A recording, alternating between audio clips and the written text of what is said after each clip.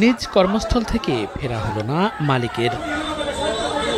কুমিল্লা নোয়াখালী আঞ্চলিক মহাসড়কের বড় দুর্গাপুর এলাকায় ওয়ার্কশপ পরিচালনা করতেন দুলাল মিয়া। ভবনের মালিক ঢাকায় থাকায় দোকান ও সংলগ্ন একতলা বাড়ি তিনি দেখাশোনা করতেন।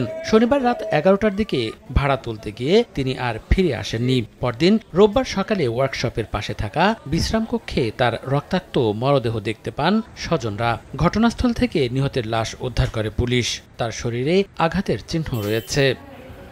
পঞ্চগড়ের তেঁতুলিয়ার কাউরগছ গ্রামের রাজিউল নামের এক যুবক নদীতে মাছ ধরতে যায়। রোববার সকালে তার বাড়ি থেকে 200 থেকে 300 গজ দূরে মরদেহ দেখতে পান স্থানীয়রা। নিহতের লাশ উদ্ধার করে হাসপাতালের মর্গে পাঠায় পুলিশ।